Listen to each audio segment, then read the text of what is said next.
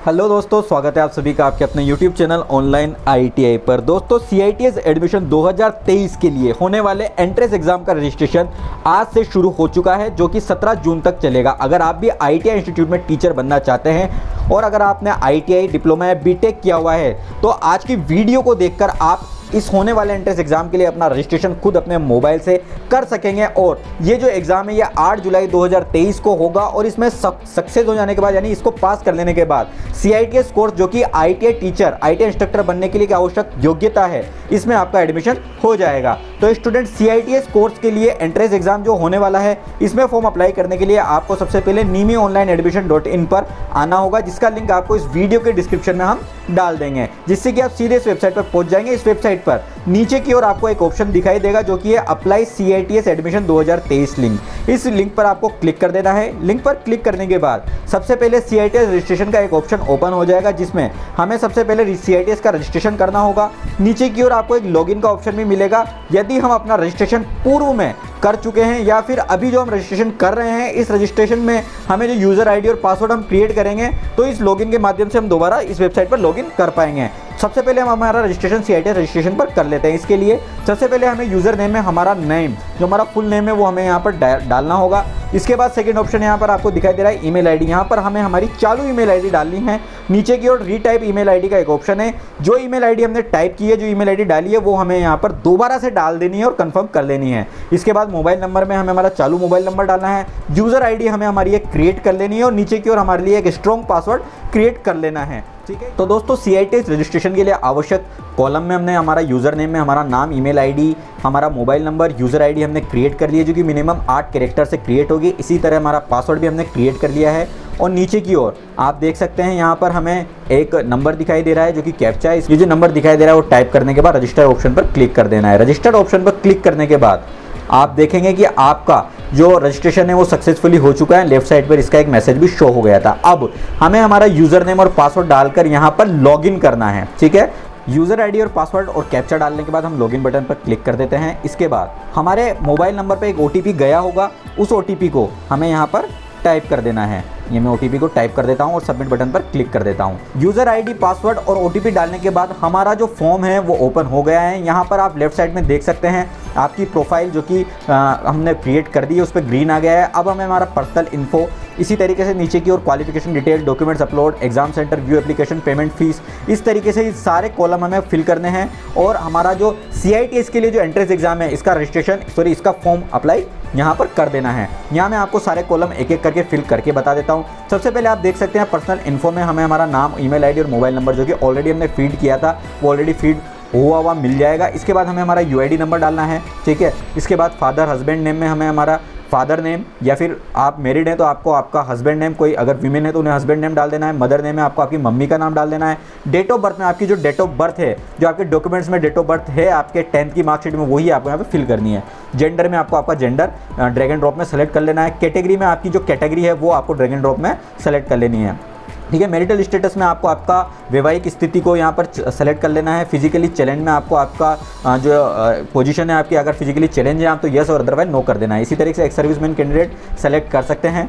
Diploma degree पास, यहाँ पर अगर आपने डिग्री या डिप्लोमा किया हुआ है तो आप यस कर सकते हैं, अदरवाइज आपको नो पर क्लिक कर देना है। अगर आप सेकेंड जो ऑप्शन है वो ITI पास का है, अगर आप ITI पास से आप इस फॉर्म को अप्लाई कर रहे हैं तो आपको यस पर क्लिक कर देना है। ITI पास अगर आप यस करते हैं तो आपको ITI सर्टिफिकेट नंबर में आपको आपका ITI सर्टिफिकेट नंबर यहाँ पर डाल देना है। ITI सर्टिफिकेट नंबर आपको सर्टिफिकेट के ऊपर की ओर दाईं ओर देखने को मिल जाएगा, उसे आपको यहाँ पर टाइप कर देना है। इसके बाद सर्टिफाइड कैंडिडेट टाइप में आपको रेगुलर या प्राइवेट, ज़्यादातर स्टूडेंट मैक्सिमम रेगुलर ही होते हैं तो आपको रेगुलर सेलेक्ट कर देना है। इसके बाद ITI ट्रेड में जिस भी ट्रेड से आपने ITI की है और जिस भी ट्रेड से आप CITS करना चाह रहे हैं वो यहाँ पर आपको ड्रैग एंड ड्रॉप में सेलेक्ट करने को मिल जाएगी। इन सभी ट्रेड में से जो भी ट्रेड आपकी है वो यहाँ पर आप सेलेक्ट कर सकते हैं। क्वालिफाइड फॉर CITS ट्रेड में आपको 3 ऑप्शन देखने को मिल जाएंगे, यानी कि आपने जो ITI की हुई है यानी NCVT से की हुई है तो आप NCVT NTS सेलेक्ट कर सकते हैं। अगर आपने केवल अप्रेंटिस की हुई है, अप्रेंटिस का आपके पास प्रमाण पत्र तो NSC सेलेक्ट कर सकते हैं। इसी तरीके से अगर आपने SCVT से ITI की हुई है तो SCVT सेलेक्ट कर सकते हैं। ये सब सेलेक्ट करके मैं आगे फॉर्म को लेके चलता हूँ। तो दोस्तों हमने पर्सनल इन्फो में अपनी सारी डिटेल्स फिल कर दी है। नेक्स्ट जो ऑप्शन है वो है एड्रेस डिटेल का। एड्रेस डिटेल में आप देख सकते हैं सबसे पहले हमें हमारा permanent address, complete permanent address यहाँ पर डाल देना है। इसके बाद नेक्स्ट ऑप्शन हमें मिल जाएगा परमानेंट स्टेट। जो हमारी परमानेंट स्टेट है वो यहाँ पर हमें ड्रैग एंड ड्रॉप में सेलेक्ट कर लेनी है। इसके बाद हमारा डिस्ट्रिक्ट नेम हमें सेलेक्ट करना है परमानेंट वाला। इसके बाद परमानेंट सिटी जो है उसका नाम लिख देना है। हमारा जो परमानेंट पिन कोड है एड्रेस का वो यहाँ पर डाल देना है और लास्ट में हमारा जो परमानेंट मोबाइल नंबर है वो यहाँ पर हमें डाल देना है। आपको यहाँ ध्यान देना है कि जिन ऑप्शंस पे, जिन कॉलम्स पे मैंडेटरी चिन्ह यानी कि जो रेड स्टार बना हुआ है वो आपको कंपलसरी फिल करने हैं, ठीक है। इसके बाद आपको नीचे की ओर करस्पॉन्डेंस एड्रेस यहाँ पर देखने को मिल जाएगा। यदि आप आपके परमानेंट एड्रेस की जगह किसी और जगह पर अभी रह रहे हैं तो आप करस्पॉन्डेंस एड्रेस के रूप में उस जगह को भर सकते हैं। और यदि आपका परमानेंट और करस्पॉन्डेंस एड्रेस सेम है, यानी आप अभी आपके परमानेंट एड्रेस पे ही रह रहे हैं और वहीं पे आपको सारी चीज़ें चाहिए, तो आप करस्पॉन्डेंस एड्रेस को फिल ना करें और करस्पॉन्डेंस एड्रेस पे चेक करके उसको आप इग्नोर कर सकते हैं और डायरेक्टली आप सबमिट वाले बटन पर क्लिक करके जो आपकी पर्सनल डिटेल्स और एड्रेस डिटेल को वो सबमिट कर सकते हैं। तो हम सारी डिटेल भरकर सबमिट बटन पर क्लिक कर देते हैं। अब यहाँ पर आप देख सकते हैं कि your personal detail successfully edit का मैसेज आ चुका है और पर्सनल इन्फो हमारा ग्रीन हो चुका है। अब हमें हमारी क्वालिफिकेशन डिटेल ऐड करनी है। सबसे पहले आप देख सकते हैं एकेडमिक क्वालिफिकेशन में हमें ये वाला कॉलम फिल करना है। एकेडमिक क्वालिफिकेशन में हमारी आप जो ऑप्शन सेलेक्ट करेंगे इसमें 8, 10, 12 जो आपने किया हुआ है वो यहाँ पर आपको सेलेक्ट करना है। जैसे कि मैं 10 को सेलेक्ट कर लेता हूँ। इसके बाद आपने जिस स्कूल बोर्ड से आपने किया हुआ है उसे आपको यहाँ पर मेंशन कर देना है। इसके बाद ईयर ऑफ पासिंग में आपको आपका जो 10th पासिंग ईयर है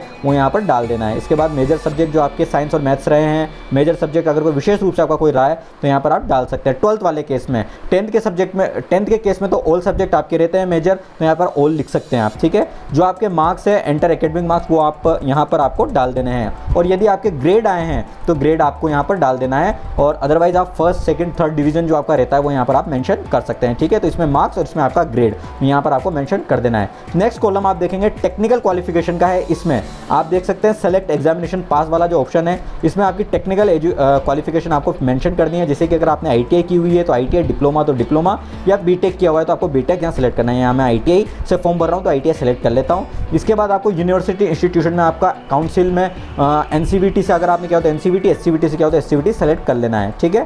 ट्रेड बैच नेम में आपको आपकी जो ट्रेड है वो यहाँ पर मेंशन कर देनी है। सर्टिफिकेट नंबर में आपको आपका ITI का सर्टिफिकेट नंबर जो है यहाँ पर डाल देना है। ईयर ऑफ पासिंग में आपने जिस ईयर में ITI पास की है वो यहाँ पर आपको डाल देनी है। अगर आपका रिजल्ट मान लीजिए आपके ITI होने के 1 साल बाद आता है तो वही आपको यहाँ पर डालना है, ठीक है। कोर्स ड्यूरेशन यानी आपकी जो कोर्स की ड्यूरेशन है, जैसे कि ITI जनरली 2 साल की है तो आपको 2 साल डाल देना है। जो मार्क्स आपने प्राप्त किए वो मार्क्स में आपको डाल देना है। ग्रेड जो आपका रहा है फर्स्ट, सेकंड, थर्ड जो भी आपको लगता है वो यहाँ पर आप डाल सकते हैं और उसे सबमिट कर सकते हैं। तो यहाँ हमने हमारी एकेडमिक क्वालिफिकेशन और टेक्निकल क्वालिफिकेशन फिल कर दी है। यहाँ हम ये डमी फॉर्म भर रहे हैं। इससे पहले मैं आपको बता दूं जो स्कूल बोर्ड और काउंसिल का नेम आपको भरना है ये आपको पूरा भरना है। जैसे कि काउंसिल नेम जो टेक्निकल क्वालिफिकेशन में हमें भरना है वो NCVT ना लिख के national council of vocational training आपको लिखना है। उसी तरीके से स्कूल बोर्ड में जो आपका बोर्ड का नाम है वो आपको पूरा भरना है। ये सारी डिटेल डालने के बाद हमें सबमिट बटन पर क्लिक कर देना है। अब यहाँ पर हमें डॉक्यूमेंट्स अपलोड करना है। सबसे पहला है एकेडमिक सर्टिफिकेट यानी आपको स्कूल का जो सर्टिफिकेट है, मार्कशीट है वो यहाँ अपलोड करनी है। इसके बाद आपको टेक्निकल सर्टिफिकेट यानी आपको ITI, डिप्लोमा और बीटेक की जो डिग्री है, डिप्लोमा है, सर्टिफिकेट है वो अपलोड करना है। और उसके बाद है फोटो विद सिग्नेचर, ये सारी चीज़ें आपको अपलोड करनी है। यहाँ पर मैं आपको बता दूँ सिग्नेचर जो है वो 10 KB से 40 KB के बीच में अपलोड होगा और JPG फॉर्मेट में अपलोड होगा। इसी तरीके से जो आपके ये दोनों सर्टिफिकेट्स है ITI का और 10th का, ये आपका 10 KB से 100 KB के बीच में आपको स्कैन करना है JPG और JPEG में, जिस भी फॉर्मेट में आप स्कैन करना चाहे 10 से 100 KB के बीच में, और उसे यहाँ पर अपलोड कर देना है। मैं यहाँ पर अपलोड कर देता हूँ। तो यहाँ हमने डॉक्यूमेंट अपलोड करके सबमिट कर दिए हैं। अब यहाँ पर हमें एग्जाम सेंटर को फिल करना है। सबसे पहले आप देख सकते हैं एग्जाम सेंटर ऊपर की ओर लिखा हुआ है। इसमें आपको सबसे पहले आपकी ट्रेड जिसमें आप CITS करना चाह रहे हैं उसे सेलेक्ट कर लेना है। इसके बाद फर्स्ट एग्जाम सेंटर की चॉइस के रूप में आपको जो ड्रैग एंड ड्रॉप में नज़दीकी जो आपके एग्जाम सेंटर की चॉइस है वो फिल कर देनी है। जैसे कि मैं राजस्थान से इस फॉर्म को भरने की कोशिश कर रहा हूं तो मैं राजस्थान के नज़दीकी एग्जाम सेंटर को सेलेक्ट कर लेता हूं। ये मैंने फर्स्ट एग्जाम सेंटर सेलेक्ट कर लिया है। इसी तरीके से मैं सेकंड वाले एग्जाम सेंटर को भी सेलेक्ट कर लेता हूँ। तीसरा एग्जाम सेंटर भी मेरे को यहाँ पर सेलेक्ट करने को मिलने का ऑप्शन मिल रहा है। इसी तरीके से चौथा भी एग्जाम सेंटर में नज़दीकी इसमें डाल देता हूँ। ये मैंने चौथा एग्जाम सेंटर भी यहाँ पर डाल दिया है। अब इसको सेलेक्ट करने के बाद आप देख सकते हैं, इसको मैं सेलेक्ट वाले बटन पर क्लिक करूंगा और ये एग्जाम सेंटर हमारे अपडेटेड ऑटोमेटिकली सक्सेसफुली हो जाएंगे। ठीक है, तो एग्जाम सेंटर ये सक्सेसफुली अपडेट हो चुके हैं और ये हमारा जो फॉर्म है ये ऑलमोस्ट फिल हो चुका है। अब लास्ट में हमें एक बार हमारी सारी डिटेल्स चेक कर लेनी है और नीचे की ओर आप देख सकते हैं कि ये जो डिटेल्स है, I confirm above all details are correct, ये हमें कंफर्म करना है चेक बॉक्स पर टिक करके और इसे क्लिक हियर करके हमें सबमिट कर देना है। इस तरीके से हमारा रजिस्ट्रेशन ऑलमोस्ट हो चुका है। अब हमें हमारी एग्जाम फीस का पेमेंट यहाँ पर करना है। यहाँ मैं आपको बता दूँ, ये फॉर्म हमने जनरल कैटेगरी के स्टूडेंट के रूप में भरा था, तो यहाँ पर जो इस कैंडिडेट की फीस लगने वाली है वो 500 लगने वाली है। यानी जनरल और ओबीसी के लिए जो इस एग्जाम का पेमेंट लगेगा वो 500 रुपीज़ लगेगा, जबकि EWS ST SC कैंडिडेट्स के लिए इसमें 300 रुपये एग्जाम फीस लगने वाली है। तो इस तरीके से आप ये फॉर्म फिल कर सकते हैं और इसका एग्जाम फीस का पेमेंट यहाँ पर पे नाउ वाले बटन पर क्लिक कर सकते हैं। पे नाउ वाले बटन पर क्लिक करने के बाद आपको इस तरीके से ऑप्शन शो हो जाएगा और यहाँ पर नीचे की ओर आपको पेमेंट के कई सारे ऑप्शन देखने को मिल जाएंगे। Credit card, debit card, net banking, cash wallet, UPI से भी आप इसमें पेमेंट कर सकते हैं और UPI से अगर आप सेलेक्ट करते हैं तो पे बाय QR कोड पर अगर आप क्लिक करते हैं तो मेक पेमेंट आपको करना है और यहाँ पर इसके लिए QR कोड प्रदर्शित हो जाएगा। आपको आपके मोबाइल से UPI ऐप खोल के QR कोड को स्कैन करना है और इसका पेमेंट कर देना है। ठीक है दोस्तों, ये एक डमी फॉर्म था और इस तरीके से आप आपका जो CITS एंट्रेंस एग्जाम के लिए फॉर्म है वो फिल कर सकते हैं और आपका फॉर्म फिल करने के बाद आपका जो फॉर्म है उसके आप प्रिंट आउट निकाल लें और प्रिंट आउट के आधार पर ही आगे किसी भी प्रकार का कम्युनिकेशन आप कर पाएंगे। ये जो प्रोफाइल हमने निमी ऑनलाइन एडमिशन पर बनाई है CITS के एंट्रेंस एग्जाम के लिए, इस प्रोफाइल के माध्यम से ही आगे आप इस एग्जाम का रिजल्ट चेक कर सकते हैं, काउंसलिंग की फीस जमा कर सकते हैं, आपका एडमिशन का स्टेटस चेक कर सकते हैं। सारी जो एडमिशन से संबंधित प्रक्रिया है आपका इसी प्रोफाइल के माध्यम से होने वाली है। तो ये जो ID पासवर्ड इस प्रोफाइल के लिए हमने बनाए हैं उन्हें आप अच्छे से सेव करके संभाल के रख सकते हैं। तो स्टूडेंट, उम्मीद है कि इस वीडियो में जो इन्फॉर्मेशन हमने आपको दी है ये आपको अच्छे से समझ में आ गई होगी और वीडियो अगर अच्छा लगा तो इसे लाइक जरूर करें। साथ ही आगे भी ITI और CITS से जुड़ी इसी तरह की इन्फॉर्मेटिव वीडियोस को रेगुलर देखने के लिए हमारे YouTube चैनल को सब्सक्राइब करके बेल आइकन जरूर दबा दें। साथ ही हमें Instagram पर फॉलो करें और हमारे टेलीग्राम ग्रुप को जरूर ज्वाइन करें। मिलते हैं अगली वीडियो में, टेक केयर।